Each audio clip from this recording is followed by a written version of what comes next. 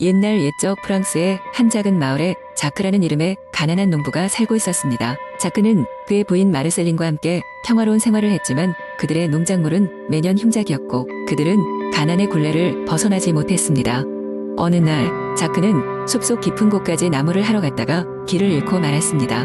그는 한참을 헤매던 중 햇살이 비치는 작은 공터에 이르게 되었고 그곳에서 무언가 반짝이는 것을 발견했습니다. 그것은 바로 오래된 황금 램프였죠. 자크는 호기심에 램프를 닦아보았고 그 순간 램프에서는 굉장히 오래된 요정이 나타났습니다. 요정은 자크에게 감사를 표하며 그에게 5가지 소원을 들어주겠다고 약속했습니다. 놀란 자크는 믿을 수 없는 듯 눈을 비비며 요정의 말을 되새겼습니다. 그는 이 기회를 통해 마르셀린과 자신에게 더 나은 생활을 선사하고 싶었습니다. 가장 먼저 자크는 농장의 흉작 문제를 해결하기 위해 풍요로운 수확을 원했습니다. 그리하여 첫 번째 소원은 농장이 항상 비옥하고 풍요롭게 해달라는 것이었죠. 요정의 마법은 곧바로 농장에 작용하여 곡식들과 채소들이 말없이 자라기 시작했습니다. 두 번째 소원으로 그는 가족의 건강과 장수를 빌었습니다. 그리하여 마르셀린과 자크는 더욱 건강하게 살았고 병에는 시달리지 않게 되었습니다. 세 번째로 자크는 마르셀린과의 사랑이 영원히 변치 않기를 빌었습니다.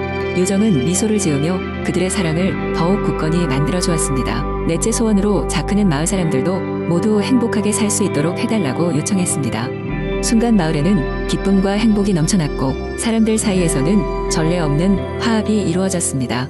자크는 마지막 소원을 고민했습니다. 그는 요정에게 이렇게 말했습니다. 저는 더 이상 아무것도 필요하지 않아요. 제 마지막 소원은 요정님이 자유로워지는 것입니다. 요정은 깜짝 놀랐지만 마음 깊이 감동하여 자유의 날개를 얻었습니다. 요정은 자크에게 감사의 말을 전하며 앞으로도 자크와 마르셀린을 지켜줄 것을 약속했습니다. 그리하여 자크와 마르셀린은 행복하게 살아갔으며 그들의 이야기는 후대에까지 전해 내려오게 되었습니다. 이 이야기는 프랑스의 전통적인 동화로 사랑과 희생 그리고 풍요로운 삶에 대한 교훈을 남겼습니다. 두 번째 이야기, 옛날 옛적 프랑스의 아름다운 프로방스 지방에 플레르라는 어린 소녀가 살고 있었어요. 플레르는 항상 초원을 뛰어다니며 숲속 동물들과 친구가 되는 것을 좋아했습니다. 그녀의 가족은 작은 농장을 운영하며 평화롭고 소박한 생활을 하였죠. 그러나 플레르는 모험을 꿈꾸며 언제나 마법의 숲에 대한 이야기를 듣고 싶어 했어요.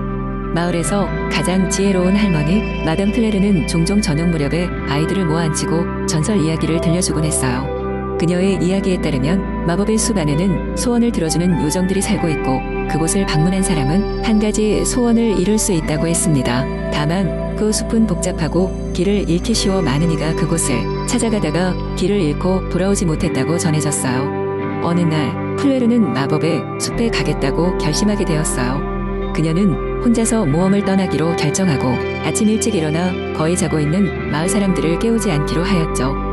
플레르는 숲으로 가기 전에 우유와 빵을 조금 챙기고 그녀의 애완토끼 리리와 함께 출발했습니다. 숲에 들어서자마자 플레르는 나무들이 점점 더 높아지고 빛이 차단되어 어둑해지는 것을 느꼈어요. 그녀는 리리를 안심시키고 계속 걸어갔습니다. 길을 걷던 도중 아름다운 노래 소리가 들려왔습니다. 그 소리를 따라가니 물가 옆에 앉아있는 작은 요정을 발견할 수 있었어요. 요정은 플레르를 반갑게 맞이하며 누구와도 다른 본질적인 소원을 물었습니다. 플레르는 다른 어떤 과감한 소원보다도 그녀의 마을이 항상 평화롭고 행복하게 생활할 수 있기를 바랐어요. 요정은 플레르의 소원을 들어주겠다고 약속하며 특별한 나뭇잎을 하나 주었습니다. 이 나뭇잎은 마을로 돌아가는 길을 안내해 줄 것이라고 했습니다. 플레르는 고맙다는 인사를 하고 릴리와 함께 나뭇잎을 쥐며 돌아가는 길을 찾았습니다. 플레르가 돌아오는 길은 예상보다 순조로웠고 마을로 돌아왔을 때 모든 사람들이 그녀를 반갑게 맞이했습니다. 플레르의 소원 덕분인지 마을에는 그 어느 때보다 더 따뜻한 분위기가 흘렀고 사람들은 플레르의 모험 이야기를 듣기 위해 모두 집으로 몰려들었습니다. 그리고 플레르는 직접 겪은 이야기를 통해 아이들에게 용기와 친절함 그리고 타인을 위한 희생이 얼마나 중요한지를 알릴 수 있었습니다. 마을의 평화는 오래도록 이어져 갔고 플레르는 언제나 마법의 숲을 기억하며 새로운 모험을 꿈꾸게 되었습니다. 이런 식으로 플레르와 요정들의 이야기는 대대로 전해지며 마을의 소중한 전설이 되었답니다. 세 번째 이야기, 옛날 옛적 프랑스의 아름다운 로아르 계곡에는 커다란 고성이 있었고 그 고성 속에는 라파엘이라는 이름의 젊은 고귀한 소년이 살고 있었습니다. 라파엘은 그의 부모님과 많은 시종들, 그리고 마법사인 할머니와 함께 살았습니다. 그의 할머니는 온갖 잡다한 마법을 부릴 수 있는 재주를 가진 신비로운 인물이었지만 그 마법은 언제나 특별한 이유가 있을 때만 써야 한다고 라파엘에게 가르쳤습니다.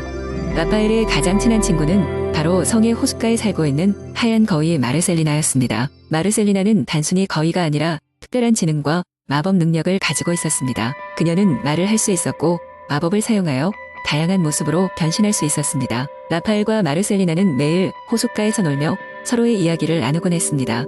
어느 날 루아르 계곡에 전혀 보지 못한 이상한 구름이 나타났습니다. 그 구름은 보통의 구름과 다르게 검은색을 띠고 있었는데 조금씩 계곡 전체를 덮어가고 있었습니다. 사람들은 점점 불안해지기 시작했고 고성의 주인도 이 이상한 사건에 갈수록 예민해졌습니다. 라파엘과 마르셀리나는 이 불길한 구름의 실체를 조사하기 위해 모험을 떠나기로 마음먹었습니다. 그들이 구름의 근원지를 찾기 시작한 첫 번째 날, 마르셀리나는 큰 도움을 주었습니다. 그녀는 자유롭게 하늘을 날 수 있었기 때문이지요.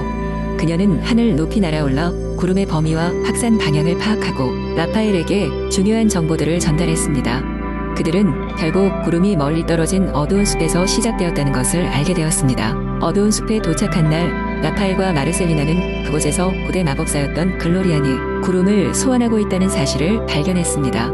글로리안은 불멸의 생명을 얻기 위해 자연의 균형을 깨뜨리고 무분별한 마법을 사용하고 있었던 것이었습니다. 글로리안의 목표는 어둠의 힘을 다루어 세상의 모든 빛을 삼키는 것이었습니다. 이에 라파엘과 마르셀리나는 글로리안의 계획을 저지하기로 결심했습니다. 마르셀리나는 자신의 변신 능력으로 글로리안을 혼란스럽게 만들었고 라파엘은 할머니에게 배운 마법 중 하나로 그의 집중을 방해하는 주문을 걸었습니다. 두 사람은 긴 전투 끝에 글로리안의 마법 지팡이를 파괴할 수 있었고 그 결과 하늘의 검은 구름도 점차 사라지기 시작했습니다. 마을 사람들은 다시 평화로운 일상을 되찾았고 라파엘과 마르셀리나는 마르셀리나의 지혜와 용기에 감사하며 더욱 끈끈한 우정을 쌓아갔습니다. 그들은 함께 모험을 통해 용기와 진정한 우정의 의미를 깨달았으며 루아르 계곡은 다시 평화롭고 아름다운 모습으로 돌아갔습니다. 그리고 그 후로도 라파엘과 마르셀리나는 언제나 서로의 곁을 지키며 더 많은 사람들에게 희망과 꿈을 나누어주곤 했습니다. 네 번째, 이야기 옛날 옛적 프랑스의 작은 마을 베르느에 살고 있는 소년 마르셀은 마법의 피리를 가지고 있었습니다. 이 피리는 오래전 그의 할아버지가 여행 중 만난 요정으로부터 받은 것이었는데 피리를 불면 마을의 동물들이 그의 지휘에 따라 행동하게 되었습니다. 마르셀은 이 피리를 누구에게도 들키지 않도록 매우 소중히 간직하며 매일 피리를 불며 숲속에서 놀곤 했습니다. 하루는 베르느 마을에 이상한 소문이 돌기 시작했습니다. 근처 숲속에는 위대한 보물이 숨겨져 있으며 그것을 찾는 사람은 영원한 행복과 부를 얻게 된다는 것입니다. 이 소문은 금세 마을 사람들뿐 아니라 먼 곳의 나쁜 사람들의 귀에도 들어갔습니다. 그들은 마을로 와서 숲을 헤집고 다녔고 이 과정에서 여러 동물들이 위험에 처하게 되었습니다. 마르셀은 숲속 친구들의 안전이 위협받고 있다는 소식에 가슴이 아팠습니다. 그는 자신의 마법 피리를 사용하여 이 상황을 해결하기로 결심했습니다. 다음 날 마르셀은 이른 아침 피리를 손에 들고 숲으로 나갔습니다. 그리고 피리를 불기 시작하자 모든 동물들이 그 소리에 따라 움직이기 시작했습니다. 마르셀은 피리의 선율에 맞춰 동물들을 마을로 불러들였고 마을 한복판에 그들을 집결시켰습니다. 그러자 마을 사람들과 숲을 찾아 헤매던 나쁜 사람들은 깜짝 놀랐습니다. 마르셀은 그들 앞에서 당당히 말했습니다. 이 동물들은 여러분의 탐욕으로부터 이 숲을 지켜줄 것입니다. 여기엔 보물이 없어요. 행복은 자연과 함께하는 데서 오는 것입니다. 마르셀의 용기와 솔직한 말은 사람들의 마음을 움직였습니다. 그들은 이내 탐욕을 버리고 마르셀의 말에 귀를 기울였습니다. 사람들은 숲을 훼손한 것을 후회하며 마르셀의 도움으로 숲을 회복하기 위해 힘을 모으기 시작했습니다. 그리고 동물들과 더욱 평화로운 공존을 목표로 협력했습니다. 피리 부는 마르셀의 모험은 베르느 마을에 길이길이 전해졌고 마르셀은 그 후로도 피리를 들고 여러 곳을 여행하며 평화와 자연을 지키는 일을 계속했습니다. 그의 이야기는 이후로도 많은 사람들에게 남겨져 자손 대대로 전해졌습니다. 다섯 번째 이야기 한때 프랑스의 작은 마을에는 루미라는 이름의 소녀가 살고 있었습니다. 루미는 항상 호기심이 많고 모험을 좋아하여 동네 주변의 숲을 탐험하곤 했습니다. 그녀의 할머니는 루미에게 숲속에는 마법이 존재한다고 이야기하곤 했지만 그 누구도 숲의 깊숙한 곳에 있는 비밀을 발견하지 못했다고 합니다. 어느 날 저녁 루미는 할머니로부터 특별한 이야기를 듣게 됩니다. 꿈의 숲에는 두 빛나는 별이 떨어져 그 힘으로 소원을 이룰 수 있다고 해 할머니는 말했습니다. 루미는 이 이야기에 마음이 설레었고 이내 꿈의 숲을 찾아 나서기로 결심했습니다. 다음 날 루미는 여름 햇살이 부드럽게 비추는 숲으로 떠났습니다. 숲의 나무들은 거대한 손처럼 그녀를 맞이하고 있었고 새들은 노래를 부르며 루미의 길을 밝혀주었습니다. 그녀는 나무들 사이로 삐죽 나온 작은 길을 따라갔고 얼마 지나지 않아 숲풀 사이에서 희미하게 빛나는 뭔가를 발견했습니다.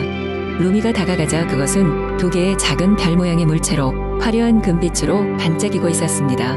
바로 두 별이었습니다. 별을 손에 올리자 순간 사방이 피감기듯 빛나고 루미는 이상하게도 마음속 깊이 원하던 일이 떠올랐습니다. 그녀는 즉시 생각했습니다. 모든 사람이 행복한 세상을 꿈꿔야지. 그런데 별이 점점 더 밝게 빛나더니 루미는 갑자기 홀로그램 같은 비전 속으로 빨려 들어갔습니다. 그 속에서 그녀는 온 세상의 사람들이 웃고 있는 모습을 보았고 자신이 손을 잡고 있는 모든 사람들과 연결된 느낌이 들었습니다. 그녀는 그 속에서 진정한 행복이란 서로의 마음을 이해하고 나누는 것이라는 것을 깨달았습니다. 비전이 사라지고 루미는 다시 숲에 서 있었습니다. 손에는 여전히 별이 쥐어져 있었지만 이제는 그저 평범한 돌처럼 보였습니다. 하지만 그 돌은 루미에게 특별한 의미가 있었습니다. 집으로 돌아오는 길에 루미는 마을 사람들이 평소보다 더욱 서로를 이해하려는 노력을 하고 있는 것을 느꼈고 그녀의 마음은 따뜻한 기쁨으로 가득 찼습니다. 그리고 그날 이후로 루미는 자신이 보는 세상의 모든 것들이 비록 작고 평범할지라도 기적이 될 수 있음을 깨닫게 되었습니다. 루미는 더 이상 별을 통해 소원을 이뤄야겠다고 생각하지 않았습니다. 그녀는 세상의 모든 순간들을 사랑하고 그 안에서 자신만의 꿈의 숲을 만들어가기로 결심했습니다.